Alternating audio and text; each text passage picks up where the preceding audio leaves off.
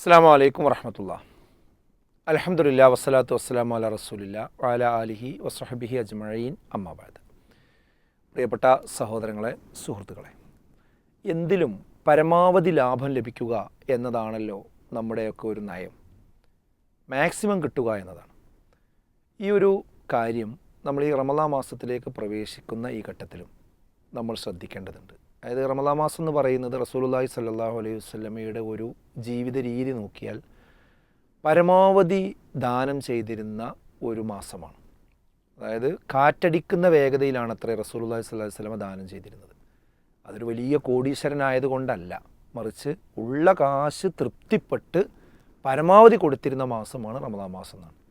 അൽഹംദുലില്ലാഹ്, നമ്മുടെ സമൂഹത്തിൽ സമുദായത്തിലൊക്കെ റമളാൻ മാസമായി കഴിഞ്ഞാൽ പ്രത്യേകിച്ച് വിശ്വാസികൾ ആ പ്രവാചകൻ്റെ പാത പിന്തുടർന്ന് ധാരാളമായി ചെലവഴിക്കാറുണ്ട്. പക്ഷേ ആ ചെലവഴിക്കുന്ന സമയത്ത് നമ്മുടെ ലക്ഷ്യം എന്താ? അള്ളാഹുവിൻ്റെ അടുക്കൽ നിന്ന് പ്രതിഫലം കിട്ടണം എന്നാണ്. പക്ഷേ ആ പ്രതിഫലം മാക്സിമം കിട്ടണം എന്നാണ് ഞാൻ പറഞ്ഞത്. അതാണ് ഞാൻ നേരത്തെ തുടക്കത്തിൽ പറഞ്ഞത്. നമുക്ക് ഈ റമളാൻ മാസത്തിൽ നമ്മൾ ചെലവഴിക്കുന്ന ഈ സമ്പത്ത് കൊണ്ട് മാക്സിമം അള്ളാഹുവിൻ്റെ അടുക്കൽ നിന്ന് എന്ത് ചെയ്യണം? പ്രതിഫലം കിട്ടണം. അതിനെന്ത് വേണം?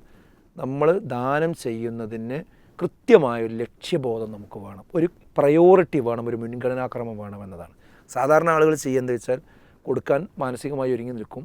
അതിങ്ങനെ ഓരോരുത്തർ പള്ളിയിൽ വരുമ്പോൾ ചോദിച്ചു വരുന്നവർക്ക് കൊടുക്കും. അതൊക്കെ അങ്ങനെ ചെയ്തു പോകും.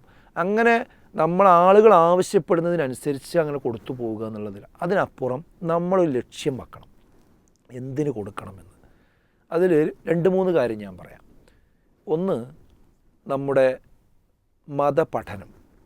ആ മതപഠനത്തിന് വേണ്ടി വലിയ സംവിധാനങ്ങൾ, ഇപ്പോൾ വിസ്ഡം ഇസ്ലാമിക് ഓർഗനൈസേഷനെ സംബന്ധിച്ചിടത്തോളം അടുത്തൊരു തലമുറയെ മതപരമായി പഠിപ്പിച്ച് ആഴത്തിൽ പണ്ഡിതന്മാരാക്കി വളർത്തിയെടുക്കുന്നതിന് വേണ്ടിയാണ് ജാമിയ അൽ ഹിന്ദ് എന്ന ഒരു വലിയ മഹത്തായ സ്ഥാപനം ആൺകുട്ടികൾക്കും പെൺകുട്ടികൾക്കും വേണ്ടി നമ്മൾ തയ്യാറാക്കി വെച്ചിരിക്കുന്നത്. അൽഹംദുലില്ലാഹ്, നല്ല രീതിയിൽ അവിടെ പഠനങ്ങൾ നടന്നുകൊണ്ടിരിക്കുന്നു. 100 കണക്കിന് വിദ്യാർത്ഥികൾ അവിടെ താമസിച്ചു പഠിക്കുന്നു. അവർക്ക് വേണ്ടി നമ്മൾ ഭക്ഷണവും അതുപോലെ തന്നെ അവരുടെ വിദ്യാഭ്യാസവും ഒക്കെ ഫ്രീ ആയിട്ടാണ് ചെയ്തുകൊണ്ടിരിക്കുന്നത്. അത് നടത്തിക്കൊണ്ടു പോകുന്നതിന് ഓരോ മാസവും ലക്ഷക്കണക്കിന് രൂപയാണ് നമുക്ക് ചിലവ് വന്നുകൊണ്ടിരിക്കുന്നത്. അപ്പോൾ ഒരു വർഷത്തിന് തന്നെ എത്രയോ ലക്ഷങ്ങൾ നമുക്കതിന് ആവശ്യമാണ്. അത് കണ്ടെത്താറുള്ളത് ഈ വിശുദ്ധ റമളാൻ മാസത്തിലാണ്. അപ്പോൾ നിങ്ങളുടെ ഈ റമളാൻ മാസത്തിൽ നിന്ന് നിങ്ങൾ കൊടുക്കുന്ന ആ ഒരു ദാനത്തിൽ നിന്ന് ഒരു വലിയൊരു വിഹിതം ഇതിനു വേണ്ടി നിങ്ങൾ നീക്കി വെക്കുക. എന്നാൽ എന്താ അതിൻ്റെ ഗുണം? ആ ഒരു സ്ഥാപനത്തിൽ നിന്ന് ദീന് പഠിച്ച് എത്ര മക്കൾ പുറത്തിറങ്ങുന്നുവോ ആ പുറത്തിറക്കുന്ന ആ കുട്ടികൾ മുഖേന ഈ നാട്ടിൽ എന്തെല്ലാം സൽഫലങ്ങൾ ഉണ്ടാകുന്നുവോ ആ സൽഫലങ്ങളിൽ നിന്നൊക്കെ ഒരു വരുമാനം നമുക്ക് എന്ത് ചെയ്യും? നമ്മളെ ഖബറിലേക്ക് വന്നുകൊണ്ടിരിക്കും. അതാണെന്ത്? പരമാവധി പ്രതിഫലം കിട്ടുക എന്ന് പറഞ്ഞത്. ഒന്നത്. ഇതേപോലെ തന്നെ ഇപ്പോൾ ഇന്ന് കേരളത്തിൽ എല്ലാ സ്ഥലങ്ങളിലും നിരന്തരമായ പ്രബോധന പ്രവർത്തനങ്ങൾ നടത്തുന്ന ഒരു ഓർഗനൈസേഷനാണ് വിസ്ഡം ഇസ്ലാമിക് ഓർഗനൈസേഷൻ. അതിൻ്റെ യൂത്ത് വിഭാഗം, സ്റ്റുഡൻസ് വിഭാഗം, അതിൻ്റെ വനിതാ ഘടകം, അതിൻ്റെ ഗേൾസ് ഘടകം, അതൊക്കെ സമഞ്ജസമായി ധാരാളം പദ്ധതികളുമായി മുന്നോട്ട് പോവുകയാണ്. അതായത് മതനിരാസം ഇവിടെ അഴിഞ്ഞാടുന്ന ഈ ഘട്ടത്തിൽ മതനിരാസത്തിനെതിരെയുള്ള പ്രോഗ്രാമുകളുണ്ട്. അതേപോലെ തന്നെ കുടുംബവുമായി ബന്ധപ്പെട്ടുള്ള കോൺഫറൻസുകൾ നടക്കുന്നുണ്ട്, ആദർശ സമ്മേളനങ്ങൾ നടക്കുന്നുണ്ട്, ഇസ്ലാമിന് നേരെ മുസ്ലിമീങ്ങൾക്ക് നേരെ വരുന്ന വിമർശനങ്ങൾക്കുള്ള കൃത്യമായ മറുപടികൾ കൊടുത്തുകൊണ്ടിരിക്കുന്നുണ്ട്, നിരന്തരമായി പ്രദേശങ്ങളിലെ പ്രഭാഷണ പരിപാടികൾ നടക്കുന്നുണ്ട്.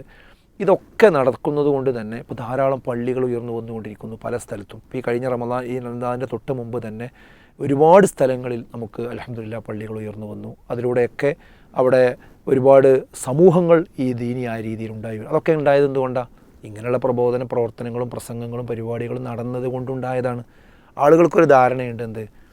ഒരു പള്ളിക്ക് കാശ് കൊടുത്താൽ അതിന് പ്രതിഫലം കിട്ടും, അതേപോലെ തന്നെ ഒരു മദ്രസ ഉണ്ടാക്കാൻ കൊടുത്താൽ അതിന് പ്രതിഫലം കിട്ടും, ഒരു കോളേജിൽ പഠിക്കുന്ന കുട്ടികൾക്ക് പ്രതിഫലം കിട്ടും.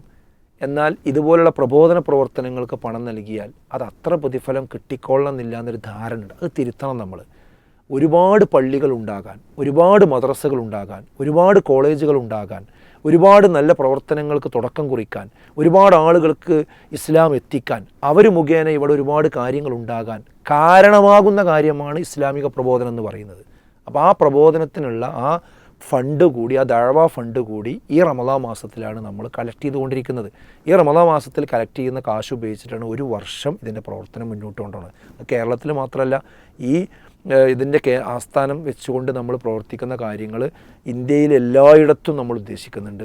അതേപോലെ ലോകത്ത് എവിടെയൊക്കെ മലയാളികളുണ്ടോ അവിടേക്കൊക്കെ ഇതിൻ്റെ പ്രവർത്തനം ഇതിൻ്റെ ഓൺലൈൻ സംവിധാനങ്ങളിലൂടെ നമ്മൾ കൊടുക്കുന്നുണ്ട്.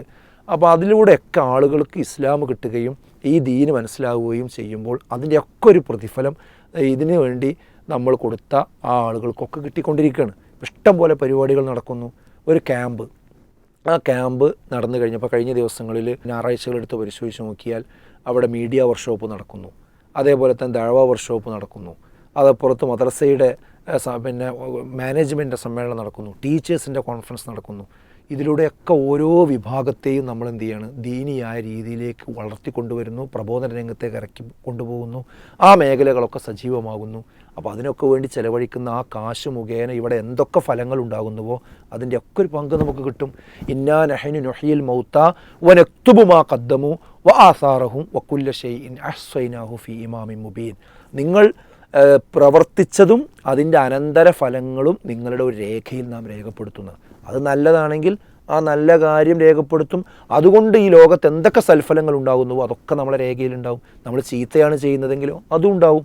അപ്പോൾ നമ്മൾ ഈ നല്ല കാര്യം ചെയ്ത് കഴിഞ്ഞാൽ അത് നമ്മൾ മരണപ്പെട്ടു പോയാലും നമ്മൾ മുഖേന കൊടുത്തത് മുഖേന ഒരു പള്ളി ഉണ്ടായി, ആ പള്ളിയുടെ പ്രവർത്തനങ്ങൾ എന്തൊക്കെ നടക്കുന്നുവോ അതിൻ്റെ അവസ്ഥ നമുക്ക് ഉണ്ടാക്കി തരുമാറാകട്ടെ. നമ്മുടെ എല്ലാ സൽപ്രവർത്തനങ്ങളും അല്ലാഹു സ്വീകരിച്ച് തക്കതായ പ്രതിഫലം നൽകി അനുഗ്രഹിക്കുമാറാകട്ടെ. അസ്സലാമു അലൈക്കും വറഹ്മത്തുള്ളാഹി വബറകാതുഹു.